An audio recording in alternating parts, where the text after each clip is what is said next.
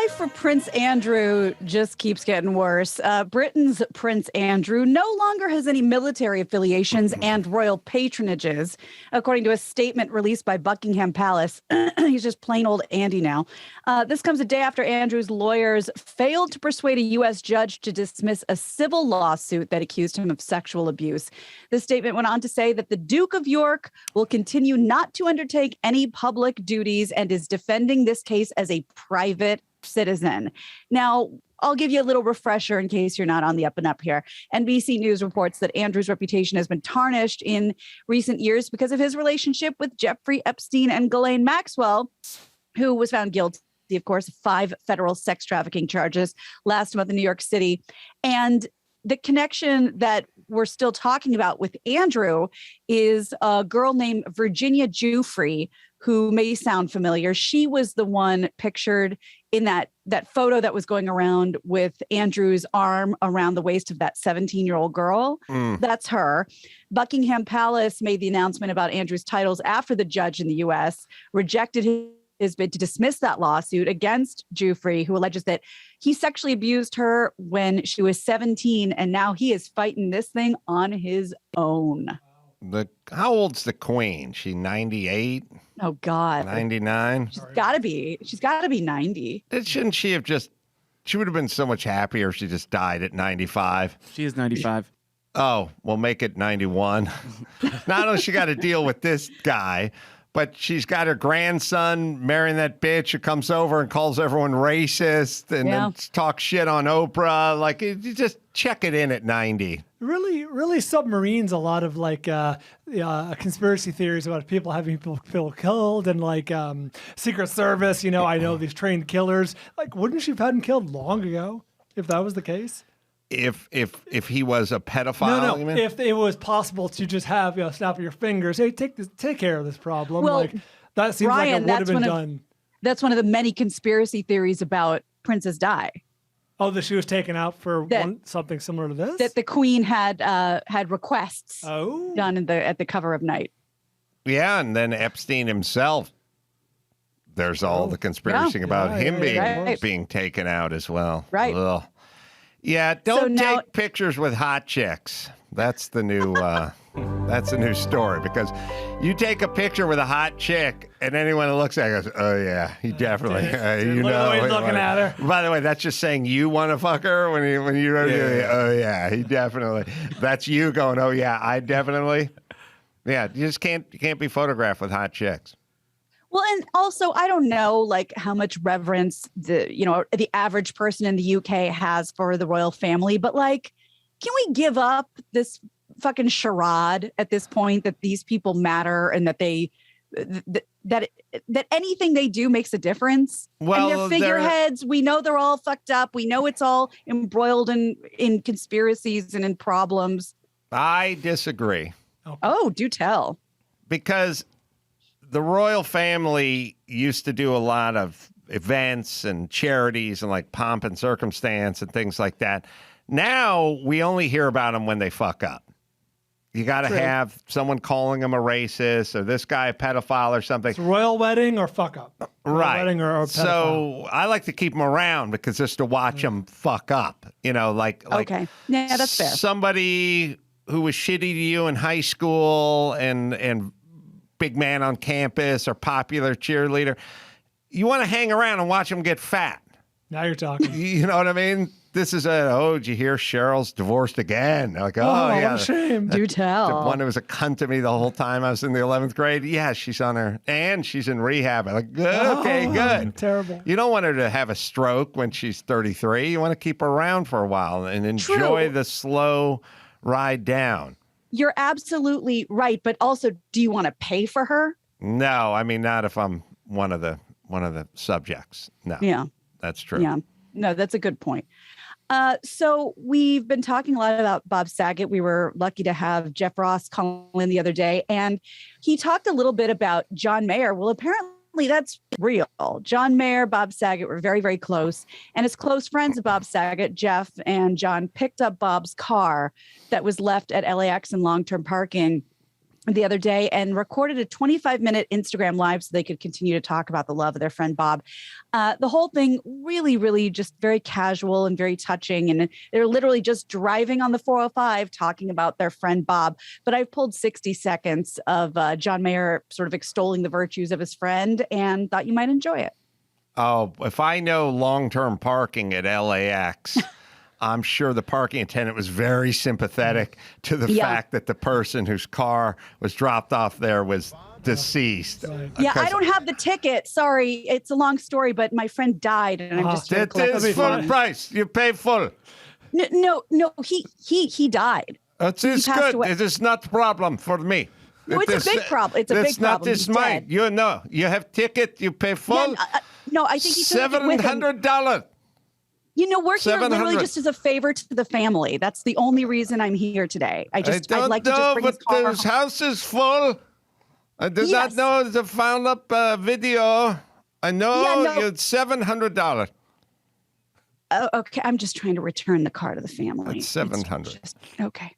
So they got the car out somehow, and here is John Mayer talking about his friend Bob. And Bob's effusive and repeated expression of love is the greatest gift that he left people, because all we have is the pain of his going, and we don't have to worry about the accounting.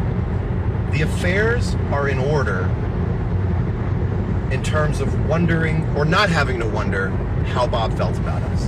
Do you know what I mean? It's like what you said about backing up your computer. Bob's love backup was this morning, 7:33 a.m. You knew where you stood. I love you. I love. He ended the most benign conversations with "I love you." I hear him. I love you guys so much. John and Jeff, I just love you guys so much. I love you so much. I want to take you guys out to Craig's next week. We got to go to Craig's and have dinner. I love you guys. Thank you so much for picking my. This is the only time in my life I've been honored to help a friend out at LAX. Yep, I haven't picked someone up at the airport in 10 years. Is he driving a Prius? No sunroof. Hard to tell. Yeah, looked I don't know. Pedestrian. Very modest. I don't know Prius interiors, but I noticed from the back when they shifted back, it looked Prius-y. Max Pata would know. I mean, my interior doesn't look like that. So It's a Prius. What's up? What's up, Adam? This is Adam. This is Jeff Ross. Jeff Ross. What's going on, man? Hey, man. Just gonna roast this hat. Oh no, you can't roast a hat. What's up, hat? And you're so blue. You need therapy. Yeah. Zing. Yeah, Jeff, not everything is roast worthy. I'm gonna roast this piece of paper. What's up, paper? You got two different types of ink on there. What are you, schizophrenic? What's up, kid? What's up, man? Yeah. What's up, kid, man? Yeah, you can't just roast Just looking around the room. clouds The roast master. and things. You have to pick I'm gonna a roast subject. this. I'm gonna roast the air. Look at the protons. Look at the neutrons. What do you think? You're better than me? You having a good time? Why don't you tell your face? I've never heard of Jeff Ross before. That was good. That's good. Thank you. Do it again. I'm going to close my eyes and I'm going to picture. What's up, Jeff. Adam? This is Jeff Ross. Oh, hey, man. How are you? Look at all those pens and pencils and that pen and pencil thing. What do you think? You're better than me? You having a good time? Why don't you tell your face? That is Jeff. Close your eyes. Wow. Who the hell knew? Like I said, I did the Scleroderma Foundation thing, and John Mayer was sitting at my table. So I guess they go way back. And I've completely turned the corner on John Mayer. I thought he was a douchebag 10 years ago. Might be the greatest guy. I'm in love with the man. Yeah. Oh, question for the other Jeff Richards. In your time at SNL, coolest maybe one or two hosts you got along with, hit it off with? What's her name? Damn. Queen Latifah was my favorite. Or musical guest, I should expand. Music guests like White Stripes, The Strokes. That's right. That was your era, yeah. A lot of good bands. Cool. Saw Bruce Springsteen Oh, really? once. Nice. Mick Jagger on his own once. Oh, really? Yeah. And are they doing like, is Mick Jagger at that point in his career, is he doing like a full tech rehearsal? Not really. I mean, I think he's not moving around too much. Well, he's taking it. He's playing it real cool, like a Like a football player before a football game, you know, just kind of walk around cool. Tape it out. Mm-hmm.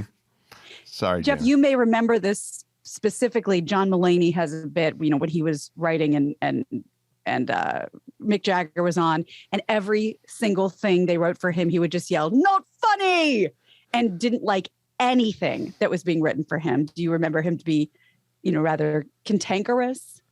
He didn't come to he just performed music. He didn't I don't think he did much, maybe one sketch with Jimmy. I think he did the one with the mirror. He was a mirror with Jimmy. Oh, so okay. the sort of the Lucille Ball, Harpo Marx move. You guys remember that? I don't remember him doing. He would. He being Mick Jagger would do it with Mike Myers back in the day. Maybe did they re-up that with? But you guys remember the Lucille Ball Harpo one? Yeah. Yeah. Oh yeah. Yeah, I just want to make sure I know that bit. I don't remember it being redone. It's the coolest thing in the world. You know what I mean? This is Jimmy Fallon. How you doing, man? How you doing, Adam? That's so cool, you know? That's the coolest thing in the world, you know what I mean? How you doing, man? Come on, man. I'm going to close my eyes. Keep going. It's Jimmy Fallon. I found a paperclip yesterday, you know? I saw the paperclip. I was like, oh, my God, no way, you know? This is so shiny, you know? This is the coolest thing in the world, you know? Mr. Fallon, I know you, for a time anyway, you and Justin Timberlake were like best friends. Are you guys still best friends? I love that guy. He's the coolest guy in the world, you know? It's like every time I see him, I'm like, oh, my God, you know? It's so cool, you know? Because it's just like a cool guy, you know? I really like him. Yeah. He's cool. Come on, man. Adam still got his eyes shut. Come on, give me a break, you know? I'm gonna roast this baseball cap. How you doing, man? How's it going, baseball cap? It's the coolest thing in the world, you know? The blue and everything, you know? All right, Gina, keep going. All right. Well, remember we talked at length and about the Canadian wife who, after a long, hard nursing shift of 12 hours, went out and shoveled the shoveled the snow off the driveway, and everyone was apoplectic except for you. Well, guess who else wasn't freaked out about it? Hold on, they were in a Prius, by the way. They were driving. That was a Prius. Yeah, they said that Jeff said in the video, Bob had his fancy Lexus for going to restaurants, and then his junk car was his Prius, which he would leave at the airport. Ouch. Well, his wife has come to his defense. This is Cynthia Reyes. She spoke out about the backlash after her husband, John, has received a lot of abuse across North America. This is what she said. She said, as I pulled up to my driveway, I felt energy to shovel the snow that fell all night and into the morning. As many Manitobans and Canadians know, it's a great workout. It allowed me to unwind. It's refreshing after wearing an N95 mask almost the entire night. The weather was mild. It was quiet and peaceful. Most importantly, I enjoy it. And then she added that she and her husband share different chores, not based on gender. It's just based on whoever's available to do it. Oh, look, I was thinking about it at the time. Like, people like exercise and want to get exercise. Not everyone wants to run on a treadmill. And also, if you think about it sort of conceptually, if you're shoveling snow, you're getting a good exercise. You could go out and work a 12-hour shift as a nurse or any other job, and it'd be perfectly reasonable for you to come home and run on the treadmill for half an hour or work out or get some exercise. So if we're not poo-pooing the treadmill or the Soul Cycle that night, then why are we poo-pooing the outdoor exercise? The sub-zero temperatures. Yeah, I don't. Well, you got to alternate arms, too. You can't just keep using the right You got to shift it over. You got to shift it, and a lot of people don't keep track of. You come from a snow shoveling place? You grew up there? Not at all, no. Oh, okay. I thought you had I just some want to insight. fit in, you know. I haven't said much Insight. lately. I thought I'd say something. I hope that was okay. So good. I'm glad she defended her man. Yeah. She also had on something that was a little interesting. In today's day and age, surprising that so many people were gender specific with their chores. You know what I mean? She's like, we do things that, I do man chores. I'm sure he does, woman chores. I'm making air quotes. Mm-hmm. Right?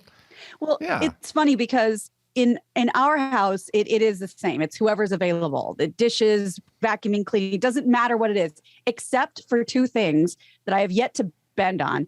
If it's really, really heavy, Oh, yes, eating pussy. Sure. Or, well, this one, that might fall into the next category, or really, really gross. I can't be bothered. I won't do it. Oh, you And don't do the gross stuff.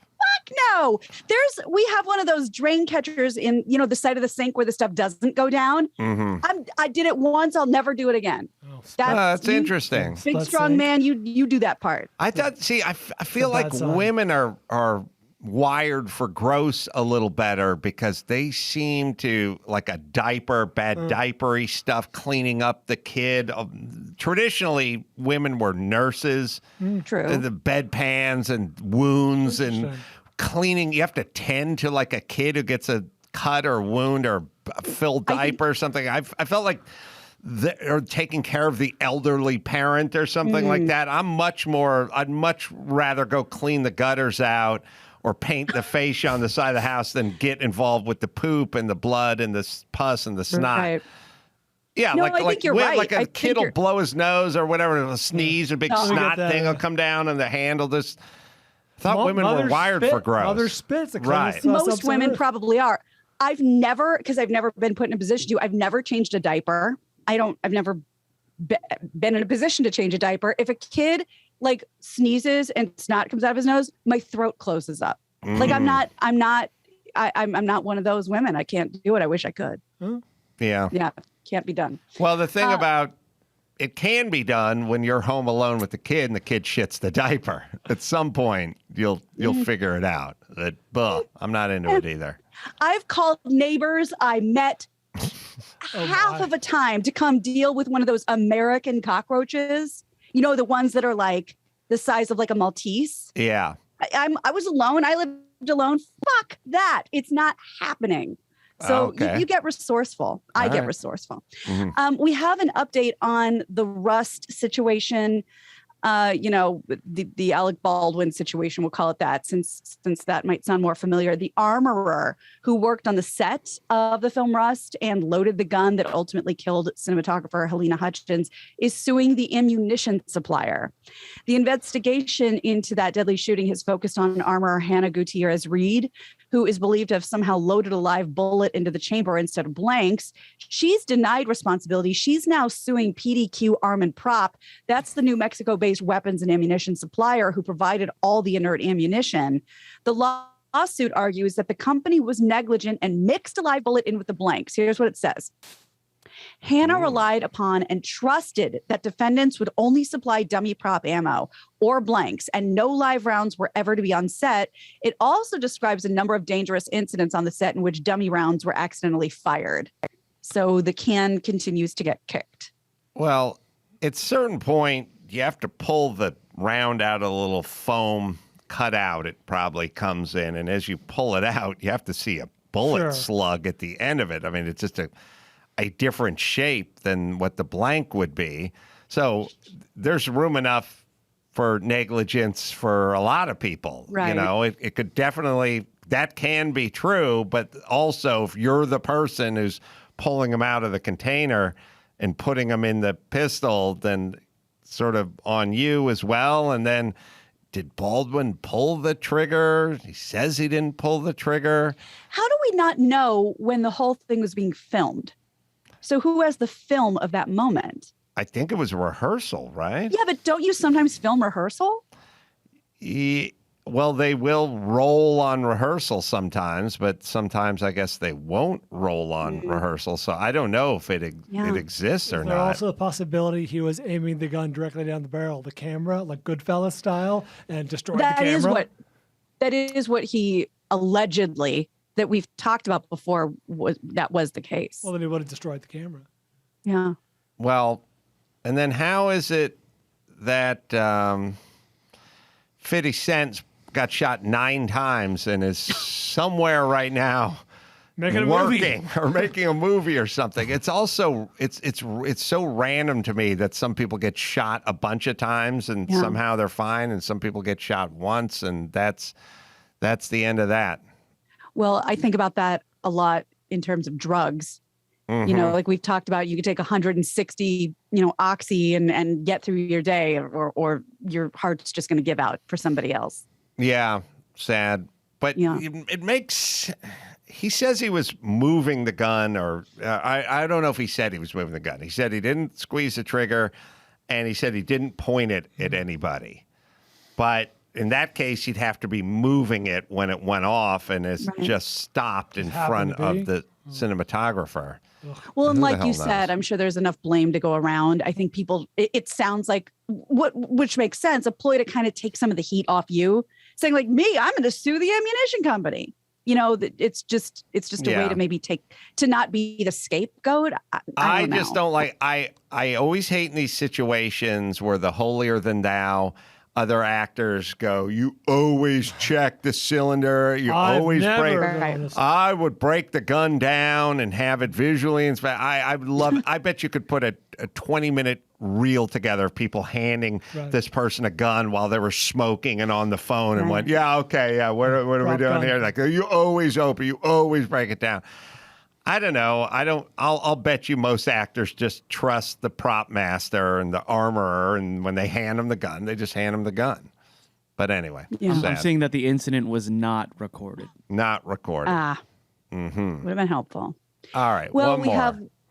Okay. Well, then you know what? I've been saving this, and I really just want to show you what it looks like if you haven't heard about it yet. BMW sees a future where drivers won't have to choose the exterior of the car because now you can change it at literally the touch of a button. At Consumer Electronics Show in Vegas, the car maker unveiled the BMW iX Flow, which is wrapped in an electronic paper that changes color.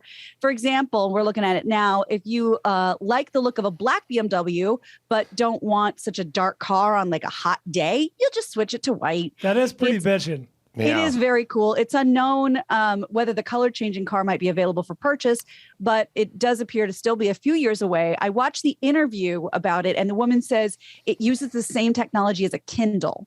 So when you take your Kindle into the sun and you can read it perfectly, how the I'm using this word, but like the crystals change, they essentially use the same sort of quote unquote paper to wrap the entire car. I want the car to do it on its own. Like, I want a mood car. Like, I want to come out and go, shit, the car's horny this morning, or the car's having a critical day, not a good day to go at freeway speeds. You get cut off. Fucking thing goes flaming red. Flaming red, you know, or maybe it's envious, or it's blue. You know what I mean? Yeah, I want the car to kind of dictate the pace. Yeah. The mood ring. I like that. We had the mood ring. We had a lot of science when I was growing up. We had a ring that would tell you what kind of mood you were in, and we had a pet rock. We had lots of good stuff. How'd they get that over on us? The pet rock was I love the biggest scam in the world, though. But I love the idea of the pet rock. A couple eyes and also it is one of those you're out of problems as a culture, you know, because like in the Middle East they throw rocks, but they don't have them as pets. You know what I mean? Like we're so out of things to do with our money that just because it's a goof, we're going to buy a rock. It's going to come in a box. We'll call it a pet rock. The irony is that they became popular because the economy was so bad. People couldn't afford pets. Right. Really? Yeah, it was it was late 70s thing. Well, probably mid or later. I read an article about it. Yeah, okay, they got popular after that, obviously. But yeah, I read an article. It was because of the bad economy. Well, and before we close out, because we're talking about these fakakta phenomenons, and I don't necessarily recommend the documentary, but I did start watching a documentary on Beanie Babies. And apparently there is going to be a motion picture coming out about the Beanie Baby craze of the, what do we call it, the 90s. So we'll all look forward to that. Did anybody ever have a mood ring? Too young. No. We had hype. Jeff, do you have hypercolor T-shirts? Oh, hypercolor T-shirts were sweet. What'd you call me? Hypercolor. The T-shirts that if you breathed on them or they got warm, they'd change. Oh yeah. Like with the handprint, if you pressed your hand on it. Grab it. Never had a mood ring. I'd like to drive the BMW that changes colors over to Mexico and be like, here's what they're doing in Germany. What do you guys got going on? What are you up to? We're building Volkswagen Bugs. Yeah, but that's their. You're making other people's shit. What's new? What's exciting? What do you got going? What's the flavor? We have a donkey here, but it stays the same color. Right. Unless it rolls in dirt. Like, all right, let's up the game a little bit. Let's get a car going. Let's work on this. Yeah. Yeah, that's how I judge a culture. by That's their the way to cars. do it. That's the only way to do it. That's the only way to do it. We knew this was out of Germany. All right, let's bring it home, Gina Grad. You got it. I'm Gina Grad, and that's the news. Not funny. That was the news with Gina Grad. Well, you can check out Jeff live in Annapolis, Maryland, Rams Head on stage January 30th. And you can check out Linktree/Jeff Richards if you want to watch the show. Paul Janeway as well, The Alien Coast, name of that album. And you can check me out at Brea, February 6th. Bill Shatner will be up on stage with me, and Dennis Quaid as well. And until next time, it's Adam Crawford, Jeff Richards, Paul Janeway, Gina Grad, and Bald Ryan. Say it. Mahalo. I stand here today alongside Zendaya. Power to the short kings. 5'7", 5'8", best sex ever. If you are not 6 foot, you are fine. Yeah, so I mean, she definitely wonder knows where that came knows from. what she's talking Yeah. about. Yeah. Sage.